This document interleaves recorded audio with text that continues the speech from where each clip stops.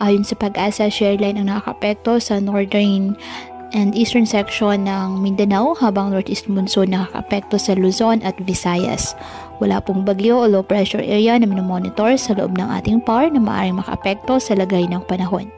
Ngayong araw, dahil po sa shear line, ang Southern Leyte, Caraga, Northern Mindanao at Davao Region, asahan na maulap na halangitan na may kalat-kalat na pag-ulan at thunderstorms. Ang Cordillera Administrative Region, Cagayan Valley, Aurora, Quezon at Bicol Region, asahan din na maulap na halangitan na may mahihinang pag-ulan dahil sa amihan. Ang Metro Manila, nalalabing bahagi ng Luzon at nalalabing bahagi ng Visayas, asahan pa rin ang bahagyang maulap hanggang sa maulap na halangitan with isolated light rains dahil sa amihan. At ang nalalabing bahagi ng Mindanao, apektado pa rin po ng shear line at ng mga localized thunderstorms.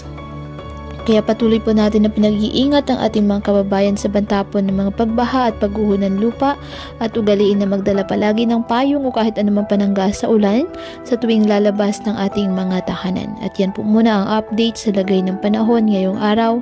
Muli, patuloy po tayo na mag-ingat at palaging tandaan, God loves you. Stay safe and God bless.